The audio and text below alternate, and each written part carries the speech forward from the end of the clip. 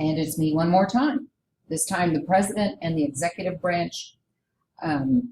First of all, as chief executive, the president administers the federal government and sees to it that laws are faithfully executed. He or she oversees the bureaucracy with 4 million government employees, including the military, and a $4 trillion budget. The president is also leader of the executive branch, which includes the vice president, the cabinet, the White House offices, and the bureaucracy.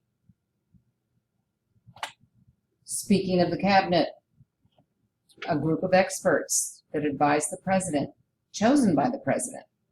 There are 15 departments in the cabinet.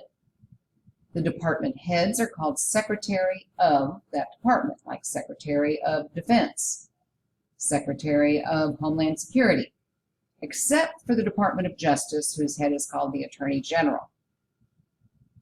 These departments are created by Congress, not by the president. Other offices with cabinet rank, so they are not department secretaries of, but they are with the cabinet rank, include the National Security Advisor, the Director of the OMB, Office of Management and Budget, and the EPA, Environmental Protection Agency, Administrator. Here's a diagram of the cabinet, and 1, 2, 3, 4, 5, 6, 7, 8, and now there are 16 departments because we have added the Department of Homeland Security.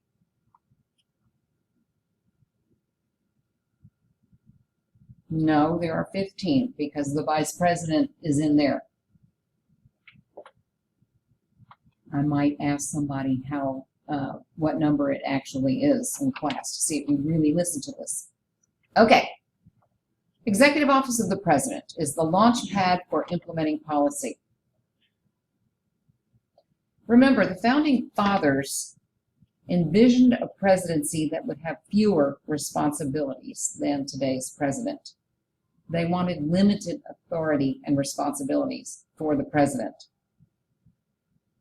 The Executive Office of the President helps him carry out day-to-day responsibilities, and some important EOP offices include the White House Office, or WHO, the National Security Council, Office of Management and Budget, and the Council of Economic Advisors. The White House Office is the group that the president relies on heavily for information and policy options. He sees the members of the White House office daily. They develop policies favored by the president, research policy. The staff members are loyal and trustworthy and handpicked by the president.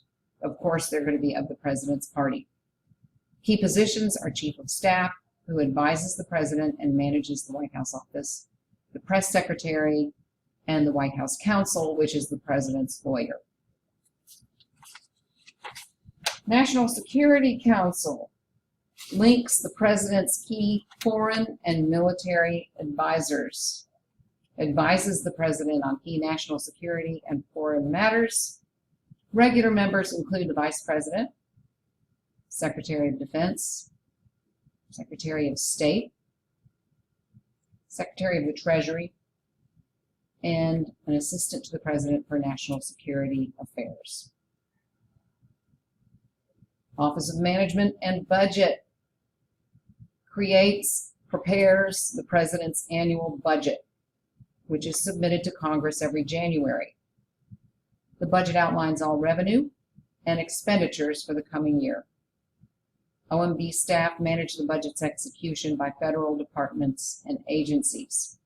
Remember, the money is spent by the bureaucracy. The end. Short and sweet. On to the next one.